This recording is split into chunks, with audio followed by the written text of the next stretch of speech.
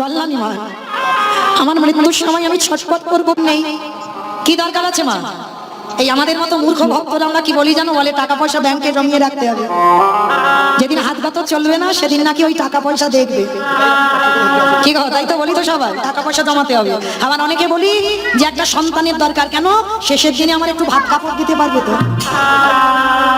কি গো মাইরা, এখনকার যুগ যা পড়েছে, আশা করো যে ছেলের কাছে ভাত পাবে। হরি বল, এসেছো একা, যাবে একা, কেউ তোমার নয়। যতদিন তোমার এই দেহটা চলবে ততদিন তোমাকে ভালোবাসবে,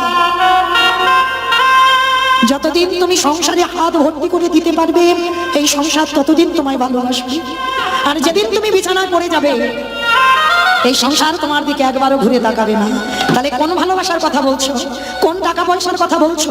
কোন ছেলে বউয়ের কথা বলছো? কি গো, অগ্রদ্বীপের মাটিতে তো গোবিন্দ ঘোষের স্ত্রী ছিল, পুত্র গোপীনাথ ছিল, ছিল না গোবিন্দ ঘোষের? সব তো ছিল, পরিবার ছিল। কিন্তু শেষের দিনে কি হলো? স্ত্রী মরে গেল গোবিন্দ ঘোষের আগে। গোবিন্দ ঘোষের আগে তার একমাত্র ছেলে ছোট্ট বাচ্চা গোপীনাথও চলে গেল। সেই যেমন তুমি এসেছিলে একা, তুমি হয়ে গেলে একা। তাহলে কে বলে শেষের দিনে সবাই তোমার দেখবার থাকে?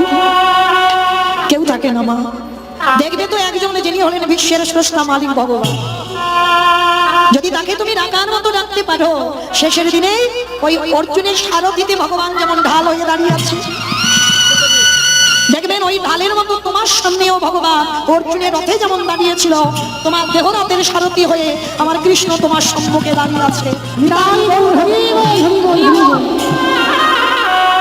তাই তো আজকের মহাপ্রভু বলেছিল, কাজের দরকার নেই কারো, তুমি যখন আমার চরণে আত্মসমর্পণ করেছো, শেষের দিনে আমি তোমার সাথে থাকবো।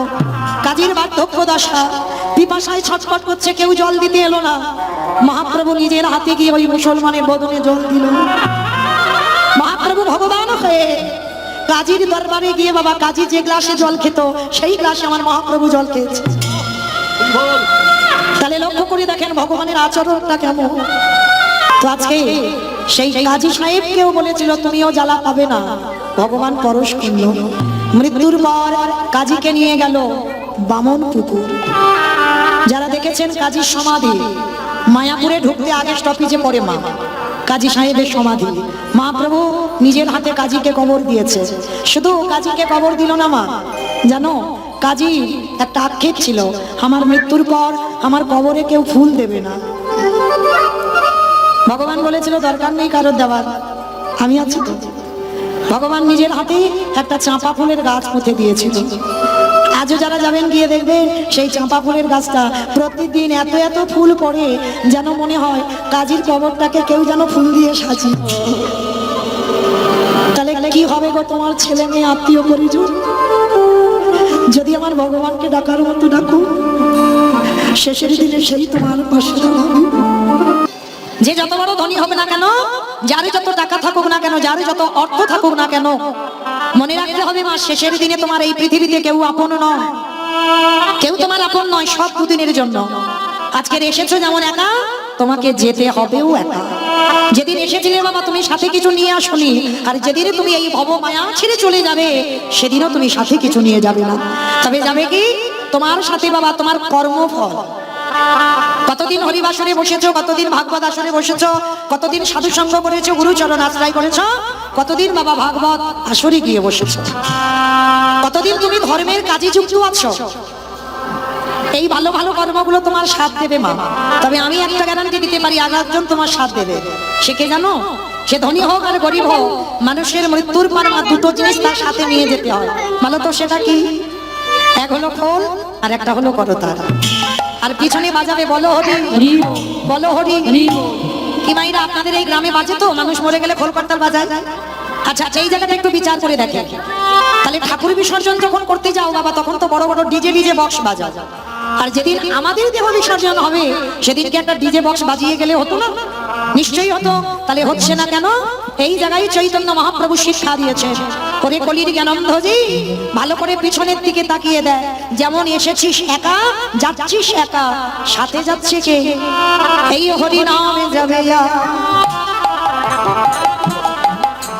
আমাদের পচা দেখা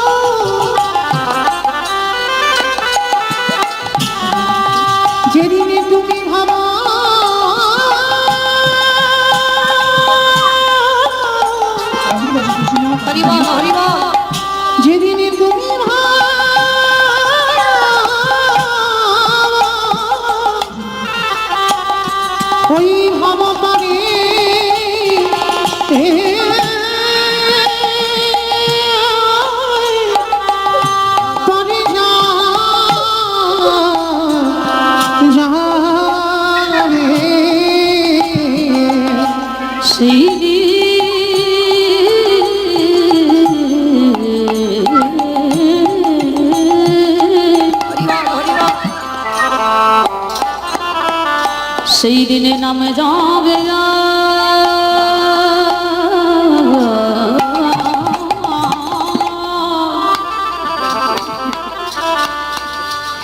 এই পচা দেহ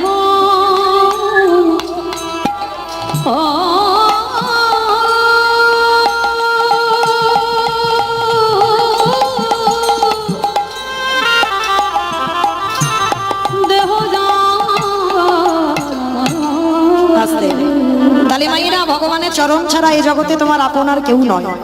যত বলুক না কেন আমি তোমায় এত এত ভালোবাসি, কেউ তোমায় ভালোবাসে না। সব স্বার্থের ভালোবাসা, তুমি দাও তোমায় ভালোবাসে। আর যেদিন তুমি সংসারে দাবাটা বন্ধ করে দিতে পারবি, সেদিন লাঠি ঝাঁটা মেরে দূর দূর করে তাড়িয়ে দেবে। এটাই হলো সংসার। একজনই তোমার সব থেকে বেশি ভালোবাসে, যিনি হলেন বিশ্বের স্রষ্টা মালিক ভগবান। আর ভগবানের থেকে তোমায় কেউ কোনোদিন ভালোবাসবে না। তো চলেন মায়েরা, সেই ভগবানের চরণ আজকে আমরা আশ্রয় করি। আজকে আমরা সবাই একত্রিত হয়ে চলে যাব একটুখানির জন্য শ্রীধাম নদিয়া নবদ্বীপ ধাম। কারণ মায়েরা কীর্তনের যে যতই করি না কেন লীলা কীর্তন, কীর্তনের তো একটা ধারা থাকবে বাবা। কারণ কীর্তন গাইতে গেলে আমাদের একটা ধারা অনুযায়ী যেতে হবে। যে হঠাৎ করে বাবা লীলা গাইবো হবে না। কীর্তনের প্রারম্ভে আমার চৈতন্য মহাপ্রভুকে ডাকতেই হবে। কারণ চৈতন্য চরিতামৃত গ্রন্থে কবিরাজ গোস্বামীপাদ লিখেছেন, সংকীর্তন পিতা শ্রীকৃষ্ণ চৈতন্য, সংকীর্তন যজ্ঞে তারে যেই ভজে সেই বড় ধন্য। সত্যতে নারায়ণ, ত্রেতাতে রাম, তারপরে কৃষ্ণ, কলিতে হলো গৌরাঙ্গ। চার যুগে ভগবান চার ভাবে অবতীর্ণ হয়েছেন। কিন্তু মায়েরা এই যে চার ভাবে এলেন, মনে রাখতে হবে যার ডাকে এসেছিল তিনি কোনো সাধারণ ব্যক্তি ছিল না। তিনি ছিলেন শান্তিপুরের মাটিতে বুড়ো অদ্বৈত আচার্য গোসাই। বাবা ঠাকুর এই অদ্বৈত আচার্য চেনেন তো? যেন ভাবেন না আপনাদের গ্রামে কেউ। পঞ্চতত্ত্ব ছবি যারা দেখেছেন, মানে পঞ্চতত্ত্ব ছবি মানে বুঝতে পারছেন তো, যে পাঁচজনে একেবারে হাত তুলে দাঁড়িয়ে আছে। শ্রীকৃষ্ণ চৈতন্য প্রভু নিত্যানন্দ, শ্রী অদ্বৈত গদাধর শ্রীবাসাদি গৌর ভক্তবৃন্দ। একটা বাচ্চাকে জিজ্ঞাসা করবে, সে বলে দেবে মাঝখানে যে দাঁড়িয়ে আছে আমার কলিযুগের ভগবান। আর ওই ছেলেটার ডান দিকে দেখবেন একটা বয়স্ক লোক দাঁড়িয়ে আছে, মানে মুখে চুলগোপ দাড়িগুলো বাবা সব থেকে সাদা। ইনি হলেন বুড়ো অদ্বৈত আচার্য গোসাই। আর চুলগোপ দাড়িগুলো পাকলো কেন? কারণ আমার মহাপ্রভুর থেকে 52 বছরের বড়, মানে এক দুদিনের বড় নয়, 52 বছরের বড়। তা যিনি 52 বছরের বড় হবে বাবা, তার তো চুলগোপ দাড়িগুলো পেকে সাদা হবে। তো ওনারই ডাকে কিন্তু কৃষ্ণ গৌর হয়ে এসেছিল। কিন্তু এখানে মা একটা প্রশ্ন রয়ে যায়, জগতে ভক্তের অভাব নেই বাবা, হাজার হাজার আছে, লাখ লাখ আছে, কোটি কোটি ভক্ত আছে। তাহলে ভগবানের কি এমন মতিভ্রম হলো একেবারে শান্তিপুরে বুড়ো মালিক ডাকে আসতে হলো? তাহলে মনে রাখতে হবে, ওই যে ব্যক্তি ডেকে এনেছিল মা 12 বছর তুলসী ভাসিয়ে, সেই ব্যক্তিটার মধ্যে কতটা ক্ষমতা বা কতটা পাওয়ার ছিল, যার জন্য তো আনতে পেরেছিল। আমাদের দ্বারা আপনাদের দ্বারা কি সম্ভব সেই বৃন্দাবন থেকে কৃষ্ণকে কলিযুগে গৌর করে আনবা? সম্ভব নয়। কিন্তু একজনের সম্ভব হয়েছিল, যিনি হলেন অদ্বৈত আচার্য গোসাই। তাহলে আজকে আমরা জানবো এই অদ্বৈত আচার্য গোসাইটা কে, যার একটা নাম মৃত্যুঞ্জয়। আমার নাম মৃত্যুঞ্জয় কোন ঠাকুরকে বলে বাবা? কালী ঠাকুর, মহাদেব। বাবা ভোলা না, শিব ঠাকুরের একটা নাম হচ্ছে মৃত্যুঞ্জয়। কেন এই মৃত্যুঞ্জয় বলা হলো? তার একটাই মাত্র কারণ, সমবেত শুধু কৃষ্ণ অনুরাগী, গৌর অনুরাগী, মাতৃমণ্ডলী, পিতৃমণ্ডলী, আহুতা নাহুতা ভাগত এই গ্রামবাসী বৃন্দ, যারা আমার রাধা গোবিন্দে, যারা আমার গৌর নিতাই এই রাতুল চরণ আশ্রয় গ্রহণ করেছেন, তাহাদের সবাকারে চরণে রইল আমার কোটি কোটি দণ্ডবত। তারপরে জানাই, এখানে যত সাধুগুরু ব্রাহ্মণ বৈষ্ণব আছেন, তাহাদের পাদ পদ্মে রইল আমার ভক্তিপূর্ণ দণ্ডবত প্রণাম। তারপরে জানাই মাগো, আমি আমার পিতামাতার চরণে, আমার শিক্ষাগুরু দীক্ষাগুরুর চরণে অনন্ত কোটি কোটি দণ্ডবত প্রণাম।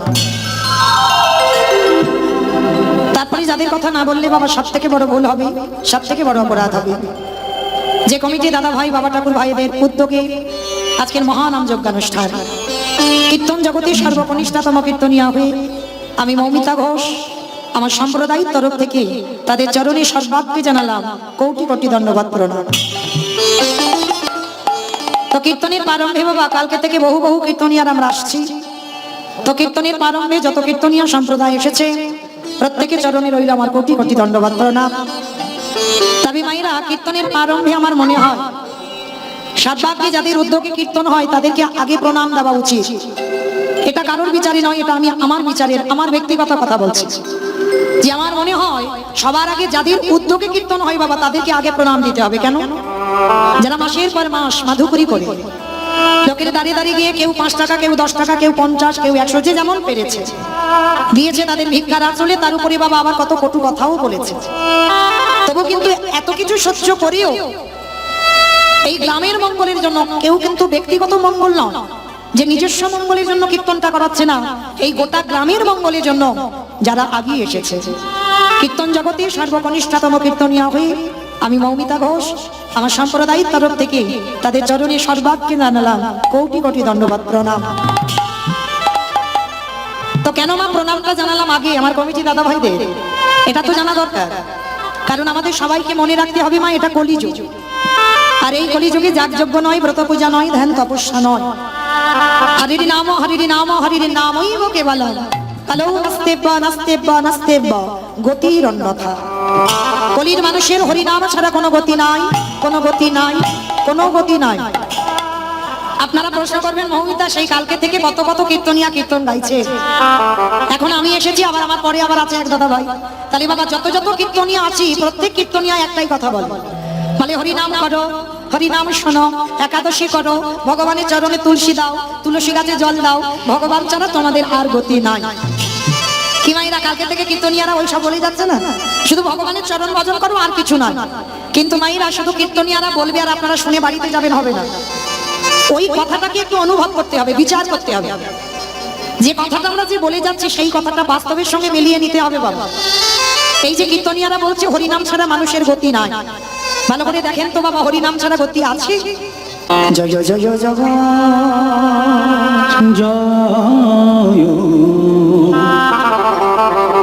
জয় জগ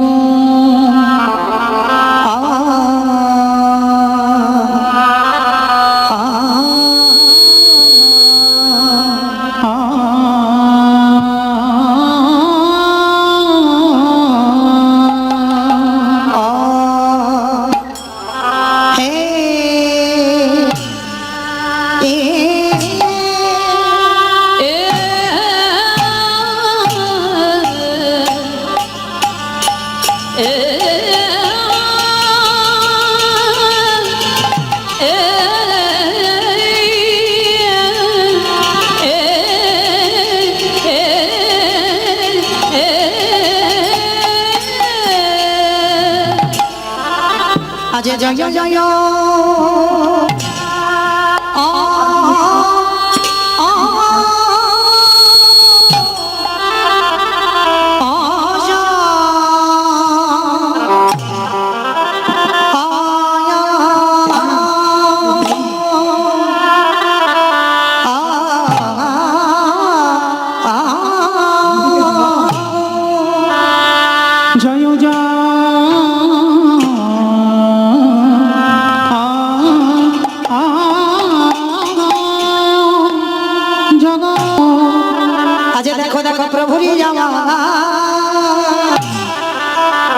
আমার সেই এরা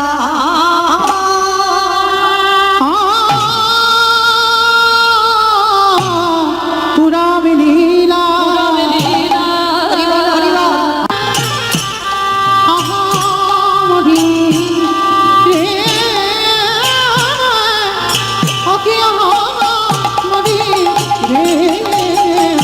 জয় জগন্নাথ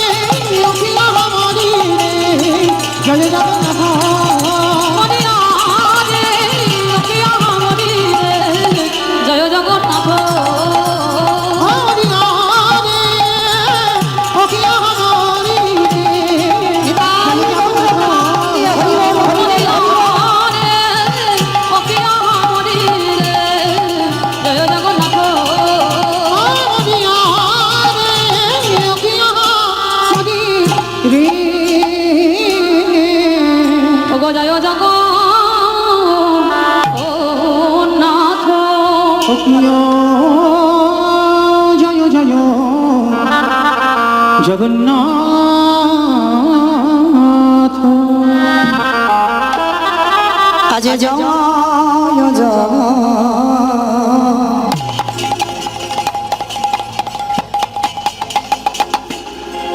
জয় জয় জয় জগ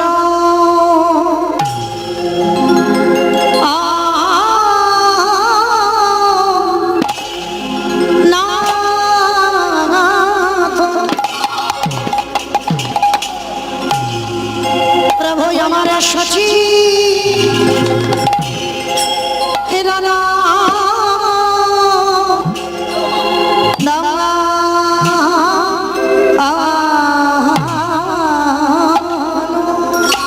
আজ হরি বল হরি বল হরি বল জগন্নাথ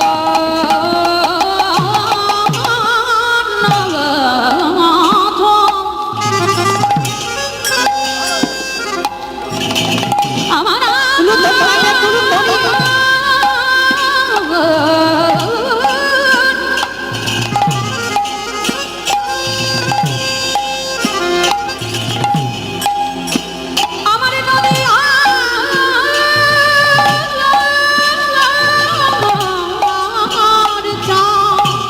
হরি বল হরি বল গৌর হরি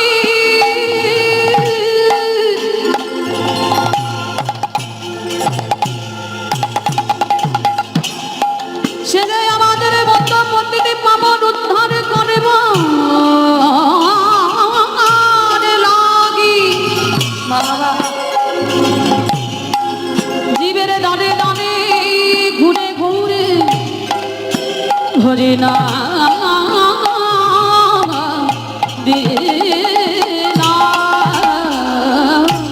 জয় জয় জয় জগ হরি বল হরি বল নাথ প্রভু আমার সচি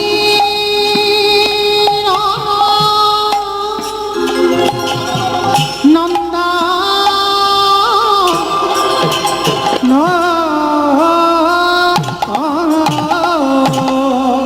আজ ত্রিভু বন করে জানানো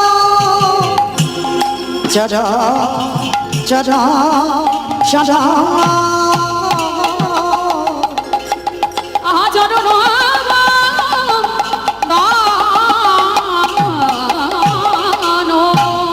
প্রভু আমার এই উদয় হয়েছে আদে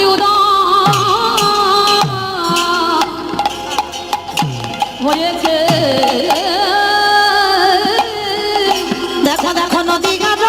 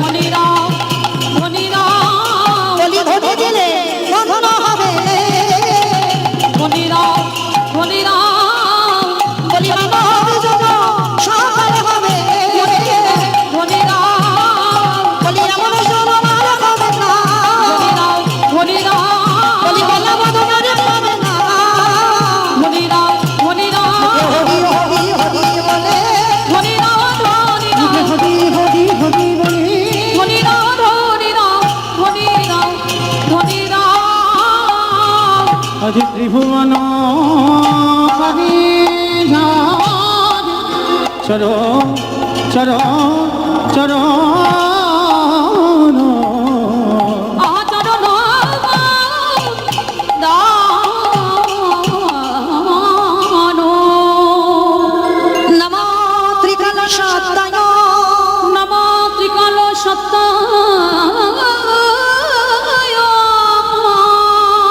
জগন্নাথ সুতায় চ জগন্নাথ সুতায় সপুত্রায় সহিত্রায় সকলনায়তে নমো নমঃ। সকল নয়নে